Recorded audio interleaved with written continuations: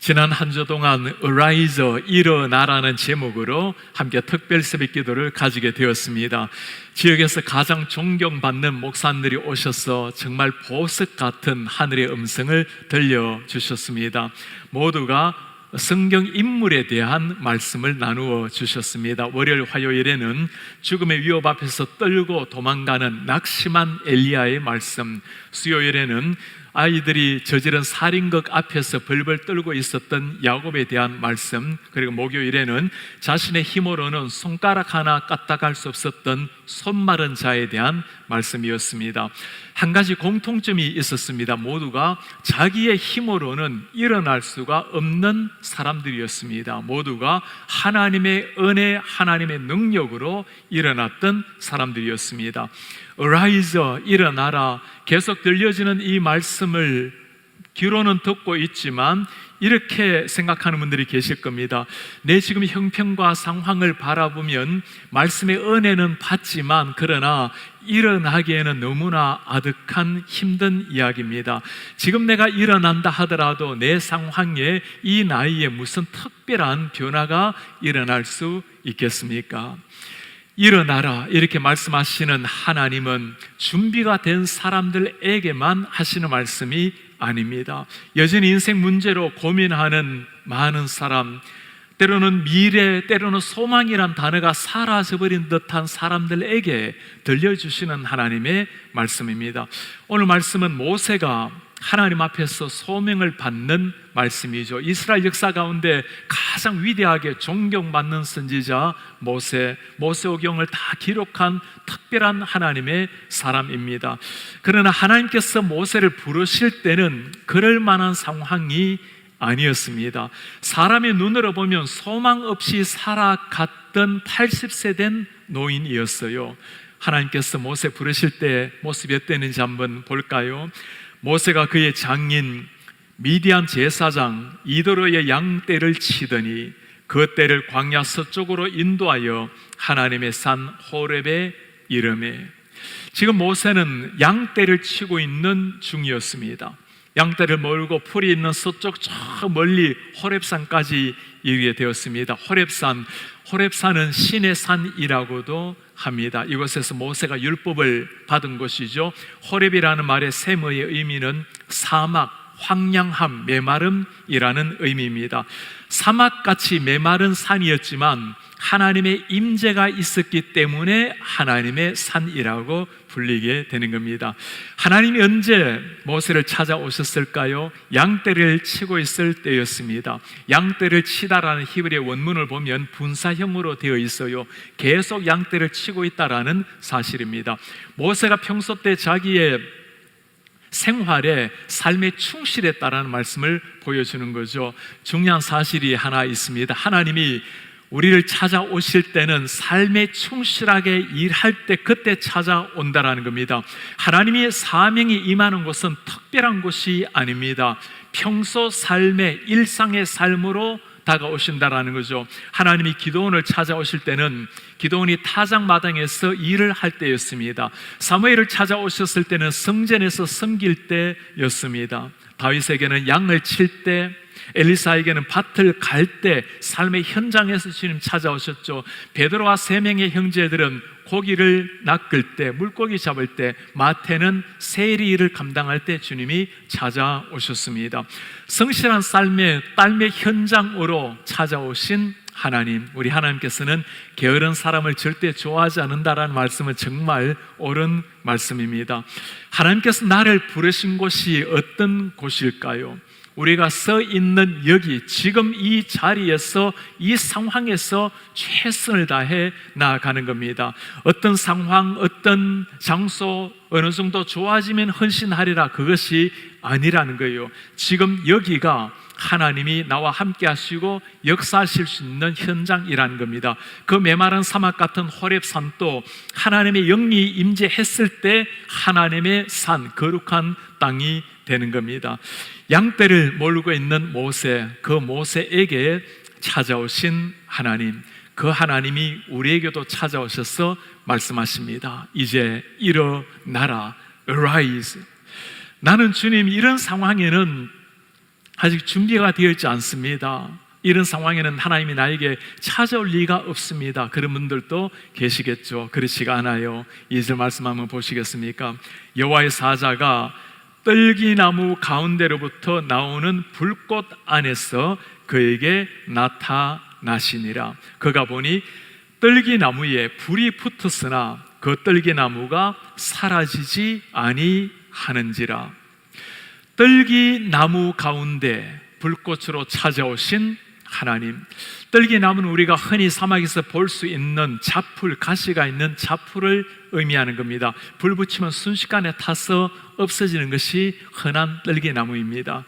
이전에 시골에서는 요즘같이 겨울이 되면 군불을 떼게 됩니다. 저녁에 불을 떼야 방이 따스하고 또 저녁에 새벽이 되면 다시 방바닥이 차가워져서 아버지께서 나가셔서 군불을 떼곤 하셨습니다. 장작을 깊이 넣어 놓으면 좀 오래 가는데 이 볕단이라든가 자풀 같은 거 넣으면 금방 불이 사라져 버려요. 군불에도 소용이 없는 것이 이 떨기나무, 자풀 같은 것들입니다. 하나님께서 찾아오신다면 떨기나무가 아니라 정말 멋들어진 백향목을 통해서 찾아와야 되지 않을까요? 여러분 기억하셔야 됩니다. 하나님이 찾아오시는 사람은 대단해서가 아닙니다. 하나님이 당신의 역사에 꼭 필요한 사람에게 찾아오시는 겁니다. 아무리 자풀 같은 연약한 사람이라 하더라도 하나님이 찾아오셔서 하나님의 역사를 위해서 능력 주시고 준비시켜 가시는 분이 하나님이십니다. 부족해서 하나님이 사용하지 못할 사람은 아무도 없어요.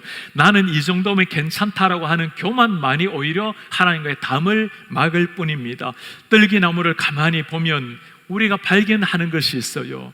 오늘 주님 앞에 부름을 받았던 모세가 바로 이 떨기나무 같은 인생입니다. 애굽의 왕자로 살아가다가 지금 모래 날리는 이 광야에서 산 지가 40년이 되지 않았나요? 평탄한 삶을 살았던 사람이 아닙니다. 애굽인 한 사람 때려 죽이고 살인자로 도망자로 쫓기며 살았던 인생이었어요. 대단한 삶도 아니었습니다. 하루하루 양을 치면서 살아갔던 목자의 인생. 이집트 사람들이 당시에 가장 천하다고 생각했던 것이 양치는 일이었습니다. 자신의 양도 아니죠. 장인 이드로의 양을 치고 있었던 사위, 80이 되도록 장인의 양떼들을 관리하고 있었던 사람, 이것이 모세의 인생이었어요. 세월이 흘러가면서 그 찬란했던 왕궁의 생활도 점점 잊혀져 가고 고난받고 있었던 이스라엘 백성들도 기억에서 사라지기 시작했습니다. 미디안 광야에서 양을 치다가 끝나였어야 될 인생인 모세, 그 모세에게 하나님께서 찾아오셨습니다. 모세는 모든 것을 다 잊어버렸지만 그러나 그를 기억하고 계셨던 하나님이 계셨습니다. 모세 40년 광야 생활, 그가 원했던 시간은 아니었죠. 그러나 하나님께서 그를 준비하신 특별한 성숙하게 훈련시켜 갔던 시간이었습니다. 왜 40년이라는 긴 세월을 광야에서 지내게 했을까요? 바로의 아들 애굽의 왕자로 자라났더라면 훨씬 더 효과적으로 쓰임 받을 수가 있지 않았을까요? 그렇지가 않아요. 하나님께서 이스라엘 백성들을 이끌어내기 위해서 모세를 가장 적절한 상황에서 적절하게 빚어 가신 것입니다. 모세가 아니라면 이스라엘 백성들 그 광야 40년 역사를 어떻게 이겨낼 수가 있었겠습니까? 광야를 가장 잘 알았던 사람, 광야에서 함께 살았던 사람 모세였기에 이스라엘 백성들 40년 광야 생활을 이겨내게 한 것입니다. 내 삶의 때로는 내가 원치 않는 시간, 때로는 원치 않는 상황이 펼쳐질지도 있어요. 그때 우리가 원망하거나 주님 앞에 불평할 것이 아닙니다. 우리가 모르는 하나님이 역사하시는 시간이 있다는 겁니다. 세상의 시간은 멈춘 것처럼 보이지만 그러나 하나님의 시간은 멈추지 않고 계속 일하고 계신다는 것을 기억을 하셔야 됩니다. 오늘 모세를 호렙산으로 인도하실 때도 마찬가지였죠. 호렙산은 미디안 광야에서 굉장히 서쪽에 있는 먼 곳에 떨어진 땅입니다. 모세는 열심히 풀을 찾아서 호렙 땅으로 나아갔지만 하나님께서는 그 모세를 호렙 땅으로 지금 인도하고 계시는 겁니다. 왜 그래요? 하나님 그곳에서 모세를 만나기 원하셨기 때문입니다. 때로 비록 보이지는 않지만 여전히 일을 하고 계시는 하나님, 내 눈에 보이지는 않지만 하나님은 여전히 일하고 계신다라는 것, 이것을 잘 보여주는 우리 복음성가 가사가 하나 있죠. Waymaker, 길 만드시는 주님, You are here moving in our midst. 주님 여기 계십니다. 우리 가운데 움직이고 계십니다. You are here working in this place. 주님 이곳 함께 하십니다. 이곳에 일하시는 주님, Even when I don't see it, you are working. 내가 보지 못해도 하나님은 일하고 계십니다. Even when I don't feel it, 내가 비록 느끼지 못한다 하더라도 you are working. 하나님은 일하시네. You never stop. 하나님은 절대로 멈추지 않습니다. You never stop working. 하나님이 결코 멈추지 않으십니다. 그래요. 모세는 하나님을 그렇게 느끼지 못했지만 그러나 하나님은 모세의 삶에 깊이 들어오셔서 불꽃 같은 눈으로 모세를 지켜보고 계셨던 것입니다. 가시떨기 인생, 모세의 삶을 가만히 보면 바로 그 흔했던 소망 없이 살았던 가시떨기 인생이었습니다. 오늘 이스라엘의 모습을 가만히 들여다보아도 이 가시떨기 같은 인생의 모습이었어요. 고난과 핍박의 노예 생활 430년, 하루하루 먹고 살아가는 것이 그저 소망이 되어버렸던 사람들, 꿈도 소망도 하나님의 백성이라는 정체성도 다 사라져버렸던 하나님의 백성들, 세상 눈에는 가시덤불처럼 다 사라질 것 같은 사람들이었는데 하나님의 눈에는 그러지가 않았습니다. 하나님께서 때가 되어서 당신의 백성들에게 주님이 찾아오셨어요. 그리고 다시금 약속하십니다. 내가 너희들을 세계 민족 가운데 뛰어난 나의 민족으로 만들어 주리라. 왜 이렇게 하나님께서 긴 세월 당신의 백성을 고통스럽게 노예 생활을 하게 했을까요? 이스라엘 백성들의 430년 인생, 사람의 눈에 보면 참 고통스러운 430년의 인생이었습니다. 그러나 약속을 이루어 가시는 하나님의 눈으로 보면 전혀 새로운 것이 보입니다. 하나님께서 아브라함에게 하신 약속을 지금 성취해 가는 과정이라는 것을 깨닫게 되는 겁니다. 하나님이 뭐라고 말씀하셨죠? 눈을 들어서 하늘의 무별 바라보라. 네 자손을 저렇게 하늘의 별과 같이 많게 하리라. 하나님이 행하신 일이 뭐죠? 당시의 세계 최강대국인 애굽 나라가 이스라엘 백성들을 지켜주는 우산이 된 것입니다. 70년밖에 안 되었던 이스라엘 백성들이 애굽에 이주해서 430년 후에는 300만 명이 넘는 하나님의 백성들이 한 민족을 이루어서 나오게 된 것입니다. 이스라엘 백성들은 이 하나님의 약속을 벌써 잊어버리고 살았지만 하나님은 한순간도 그들을 잊지 않으셨습니다. He never stopped working. 하나님께서는 한순간도 멈추지 않으시고 그들을 위해서 일하고 계신 거예요. 우리의 모습도 마찬가지죠. 광야 생활 같은 이민 생활 지나가면서 생각처럼 펼쳐지지 않는 순간이 얼마나 많겠습니까? 신앙 중심으로 살리라고 다짐을 하지만 때로는 환경에 지배당하면서 사는 날이 어디 한두일이겠습니까? 여러분 기억을 하셔야 됩니다. 때로는 우리의 기도가 응답되지 않는다 하더라도 우리의 간절한 소망의 기도에 하나님이 침묵하는 것 보일지라도 그래도 기억을 하셔야 될 것이 있어요. 우리 눈에는 보이지 않더라도 하나님 일하고 계신다라는 사실입니다. 내가 느껴지지 않는다 하더라도 전능하신 하나님이 여전히 지금 또 불꽃 같은 눈으로 일하고 계신다라는 사실이에요. 모세를 다듬고 준비시켜서 마침내 하나님의 사람으로 사용하신 것처럼 이스라엘 백성들 그 긴 생활을 통해서도 하나님의 백성으로 빚어가신 것처럼 하나님이 우리 한 사람 한 사람을 빚어가고 계신다라는 사실입니다. 이 사실을 믿는 사람은 어떤 상황이 된다 하더라도 낙심하지 아니하고 일하시는 하나님을 바라보고 다시금 일어나게 되는 겁니다. 오늘 가시덤불 가운데 임재하신 하나님, 참 놀라운 사실이 하나 있죠. 떨기나무에 불이 붙었는데도 떨기나무는 타지를 않았어요. 사라지지를 않았습니다. 광야에 있는 자풀은 금방 타서 끝이 나지만 하나님이 임하시는 불꽃은 타지 않는, 꺼지지 않는 불꽃이었습니다. 특별한 가시떨기 때문이 아니었죠. 하나님이 역사하셨기 때문에 특별한 나무가 아니라 하나님의 역사 때문에 특별한 가시떨기가 된 거예요. 하나님이 행하실 때 일어나는 역사가 바로 이것입니다. 지푸라기 같은 인생이라 하더라도 하나님이 역사하시면 그 지푸라기 인생을 통해서 불꽃 같은 역사가 일어날 줄 믿습니다.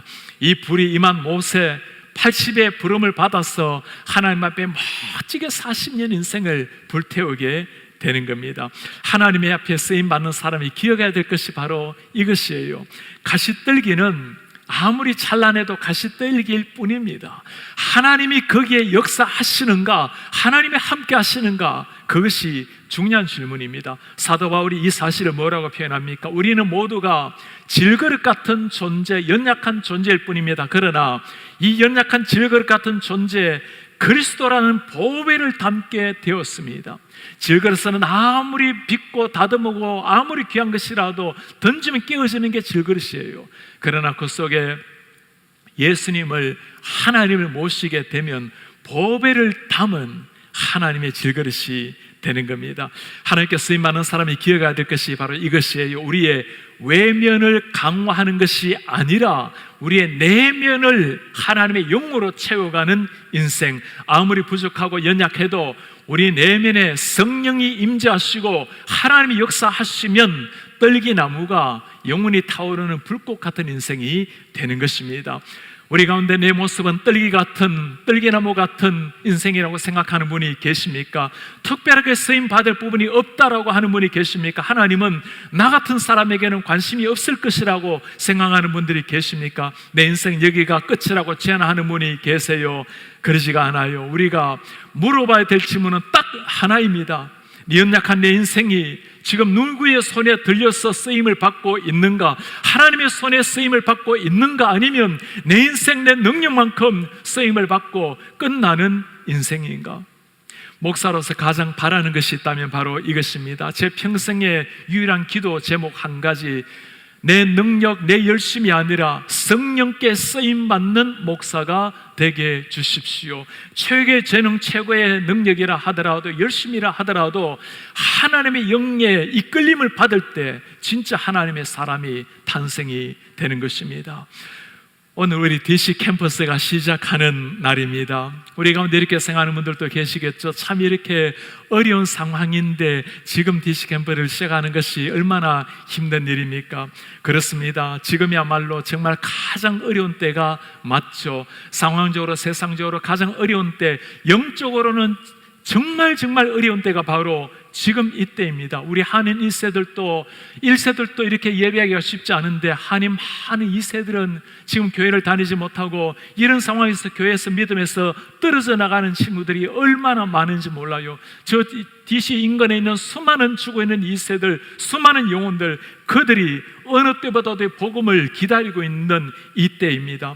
DC로 뛰어들어가는 젊은이들, 그 잃어버린 영혼을 향한 눈물이 있는 친구들이에요. 편안하게 여기서 예배하면서 살아갈 수도 있는데 척방과 땅으로 들어가서 그들의 삶을 불태웠다고 나오는 이 젊은이들, 하나님께서 이 젊은이들 통해서 이 십자가의 복음이 저 미국에서도 한복판에 던져져서 영혼의 변화, 하늘나라의 확장이 일어나기를 여러분 기도해 주시기를 부탁드립니다. 하나님께서 놀라운 역사를 그들을 통해서 이루어 가실 줄 믿습니다. 우리가 바라봐야 될 것은 이런 상황이 아니죠. 하나님이 바라보시는 눈, 하나님이 영혼을 향한 그 눈물, 그것을 우리 가슴에 채워야 되는 겁니다. 오늘 타자는 가시떨기, 타자는 떨기 나무를 통해서 우리 하나님께서 찾아오셨어요. 하나님, 그가 모세에게 어떻게 오셨습니까? 여호와께서 그가 보려고 돌이켜 오는 것을 보신지라 하나님이 가시떨기 가운데서 그를 불러 이르시되 모세야, 모세야. 그가 말합니다. 내가 여기 있나이다. 하나님이 먼저 모세에게 찾아오셨습니다. 모세야, 모세야. 2번 부르셨어요. 모세 시대 때 고대 근동아시아에 하나님께서 2번 이름을 부르는 것은 친밀함을 나타낼 때 부르는 이름입니다. 성경에도 보면 2번 이름이 가끔 나오죠. 아브라함에게, 사무엘에게, 또 바울에게 반복해서 부르시는 주님. 우리도 하나님께서 때로 2번 부르실 때는 아주 신중하게 주님의 말씀 앞에 나와야 할 때입니다. 모세는 하나님의 음성에 즉각적으로 순종하며 나아갔습니다. 주님, 제가 여기 있습니다. 지난 40년 동안 광야 생활을 했지만 어찌 한순간이라도 하나님을 잊었겠어요?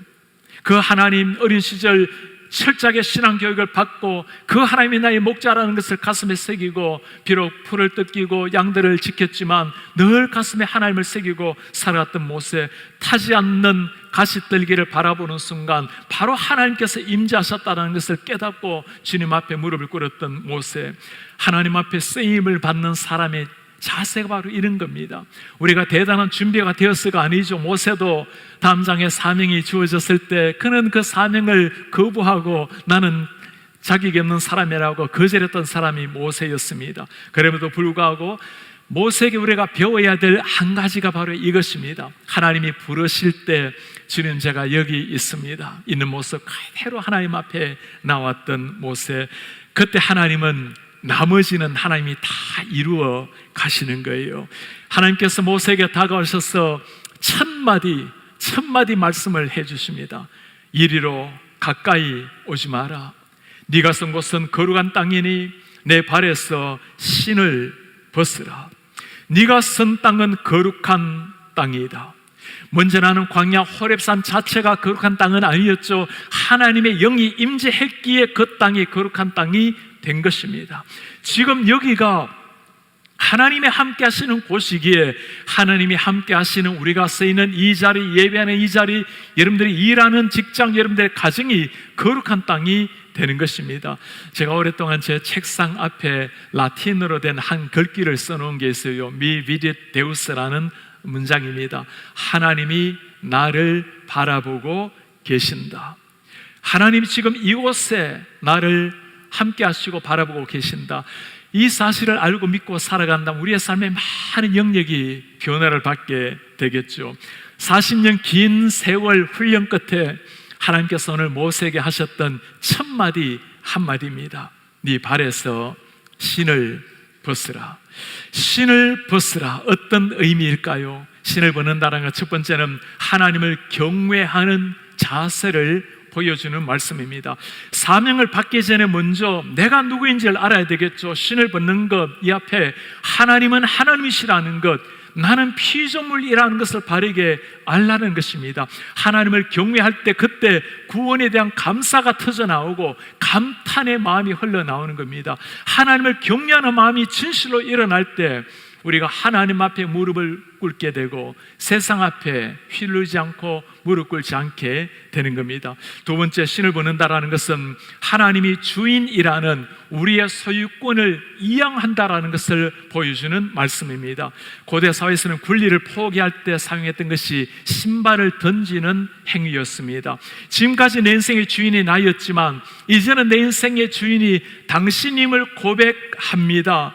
내가 주인이 되고 나면 내 능력만큼 살겠죠. 그러나 주님, 이제는 내 모든 걸 내려놓고 잡풀 같은 인생을 주님께 맡겨드립니다. 주인을 바꾸는 거예요. 내 모든 소유권을 당신께 올려드립니다. 신을 벗는다는 것, 세 번째는 과거의 삶과 단절하는 것을 보여주는 행위입니다. 광야에서 신을 신는 것은 그 문제 나는 광야의 더러움, 나의 죄악을 보여주는 의미이죠. 지금까지 나를 끌고 다녔던 내 신발을 다 내려놓고 주님께서 주시는 새로운 신발로 신고 가기를 원합니다. 하나님 앞에서 새로운 인생을 살겠다라는 모세의 위대한 결단이었습니다. 여러분 한번 물어보세요. 내가 지금 신고 있는 신발은 어떤 신발입니까? 여전히 내가 주인이 되어서 살아가고 있는 분들이 계시지 않습니까? 하나님을 만났는데도 아직까지 신발을 벗어본 경험이 없는 분이 계십니까? 하나님을 만났다라는 것은 하나님이 주시는 하늘의 신으로, 새로운 신으로 살아가는 것인데 여전히 내 신발을 신고 살아가는 분이 계시지 않습니까? 중요한 사실이 하나가 있어요. 하나님이 내 발에서 신을 벗으라고 말씀하실 때는 하나님이 주시는 새로운 신이 있다는 거예요. 하늘에서 주시는 신, 하늘의 복음의 신발을 갈아 신으라는 말씀입니다. 하나님 앞에 쓰임받는 사람, 내 자신을 채울 때가 아니에요. 하나님 앞에 쓰임을 받는 사람, 내 자신을 비우고 하나님의 성령으로 체험을 받는 사람, 그분들이 하나님 앞에 진실로 쓰임받는 사람들입니다. 오늘 아무것도 아닌 가시떨기를 통해서 모세를 찾아오신 하나님, 정말 가시떨기 같은 인생의 모세, 가시떨기 같았던 이스라엘 백성들, 그리고 우리의 모습, 오늘 이 가시떨기를 가만히 생각해 보면 보이는 한 얼굴이 떠오릅니다. 우리 예수님, 우리 주님의 모습입니다.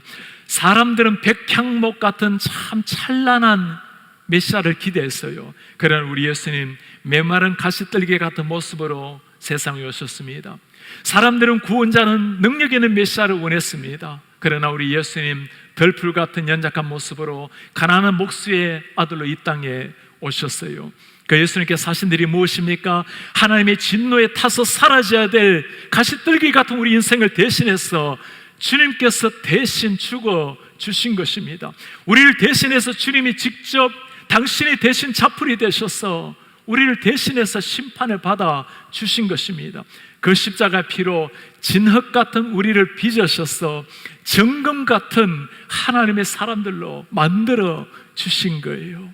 내 인생에 자풀 같다고 생각하는 분들이 계십니까? 걱정하지 마세요. 자풀 같은 우리 인생에 하나님이 찾아오신 겁니다. 소망 없이 살다가 인생 끝낼 우리에게 하나님께서 일어나라고 사명이 기다린다고 주님이 찾아와 주신 겁니다. 하나님 오셔서 원대한 꿈 미래를 바라보라고, 내가 행할 위대한 사명을 바라보라고 주님이 말씀해 주시는 거예요.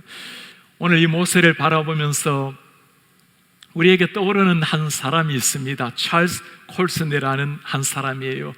삶의 바닥까지 내려갔다가 하나님을 만나서 정말 불꽃같이 인생을 불태운 사람, 닉슨 대통령 보좌관으로 명예와 권력을 다 누렸던 사람입니다. 워터게이트 사건으로 감옥에 들어가게 되었어요. 감옥살이에서 꿈과 소망도 다 사라져버린 사람, 하나님이 그를 만나러 찾아온 것은 권력의 최장상에 있을 때가 아니라 감옥에서 고통당하고 있을 때 하나님이 그를 찾아오셨습니다. 출소 후에는 감옥 선교회 프리즌 펠로십을 세워서 죄수들을 향해서 사역을 시작을 했습니다. 수많은 죄수가 예수님을 믿고 그들의 삶의 변화를 받게 되었습니다. 미국의 1300개가 넘는 교도소에는 이 프로그램을 가지고 죄수를 교육을 시키고 있습니다. 추록한 교수들이 보통 2년 안에 다시금 감옥으로 들어오는 경우가 50%나 된답니다. 그러나 이 펠로십을 통해서 훈련받은 죄수들이 나가서 2년 안에 다시 감옥에 오는 비율은 50%가 아니라 8%로 떨어지게 되는 겁니다. 예수님을 만났을 뿐만 아니라 정말 삶의 변화가 일어난 사람들. 찰스 콜슨은 2012년도 4월에 하나님의 품에 안기게 되었습니다. 빌리 그레엄 그를 추모하면서 했던 한마디입니다. 콜슨은 지금 천국에서 자신의 메시지를 통해서 삶이 변화된 수많은 사람들을 만나게 될 것이다. 그렇죠. 우리로 말미암아 변화된 사람, 우리로 말미암아 예수님 만나게 된 사람, 천국에서 많이 만나는 이 감격적인 역사가 우리 눈앞에 펼쳐지기를 축복합니다. 스코틀랜드의 장로교회 총회 본부에 가보면 정문에 참 의미 있는 로고가 하나 새겨져 있습니다. 그리고 거기에 보면 오늘 말씀에 나오는 불타는 떨기 나무의 그림이에요. 그 옆에는 라틴어로 글씨가 쓰여져 있습니다. 넥타멘 건심바투르, 그러나 그것은 타버리지 않았다. 그러나 그것은 타버리지 않았다. 종교개혁 시기에 온갖 핍박과 온갖 순교, 그 피를 다 머금고 하나님의 사람들이 복음을 향해서 일어났습니다. 그 종교개혁이 스위스, 프랑스를 건너서 영국, 스코틀랜드로 건너갔고 그곳에 장로교회가 잘 정착이 되어서 그 장로교회 후예들이 바로 오늘 우리들입니다. 그러나 그것은 타버리지 않았다. 기독교 2000년 역사에 사탄은 끊임없이 하나님의 사람들을 대적해 왔지만 수많은 사람들이 하나님에서 피를 흘렸고 순교의 제물로 드려졌지만 그러나 그것은 타버리지 않았다. 종교의 이유로 수많은 사람들이 핍박을 당했지만 그러나 그 진리의 복음, 십자가의 복음은 타버리지 않았다. 그리고 오늘까지 우리 그 복음이 우리의 가슴 속에서 타오르기 시작을 한 겁니다. 우리 가운데 이런 분이 계십니까? 주님, 저는 아직까지 아닙니다. 저는 가시떨기 같은 존재입니다. 하나님이 말씀하세요. 나도 알고 있다고. 네 혼자로는 아무것도 할 수 없다는 것을 알고 있다고. 그렇기 때문에 내가 가시떨기 같은 너를 위해서 하늘을 버리고 이 세상에 너를 위해서 왔노라고. 이 가시떨기 앞에 서게 되면 연약한 인생이 타오르는 불꽃이 되는 겁니다. 그 거룩한 성령 우리 가슴 속에 주인으로 찾아오게 되면 내 인생이 내 주인이 아니라 주님이 주인이 되시게 되면 내 인생에 주님께서 쓰임받을 만한 위대한 인생, 불꽃 같은 인생으로 바뀌게 되는 거예요. 오늘 모세는 이 하나님을 만나서 한 인생, 위대한 인생, 불꽃처럼 불태우게 되었습니다. 양치던 목자 다윗이 하나님을 만나서 꺼져가는 인생이 아니라 불꽃처럼 타오르는 인생이 된 거예요. 부족하고 연약했던 베드로 물고기 잡다가 끝난 인생이 아니라 하나님을 만나서 사도행전의 위대한 사도의 인생, 불꽃처럼 타오르는 인생이 된 겁니다. 오늘 이 하나님 우리에게 말씀을 하십니다. 네 발에서 신을 벗으라.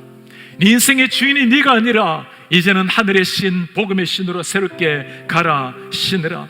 순식간에 사라져버릴 네 인생이 아니라 하나님의 영원한 사명을 위해서 불꽃처럼 타오르는 인생이 되라. 올 한 해 우리 하나님께서 이 새 벽두에 우리에게 하시는 말씀입니다.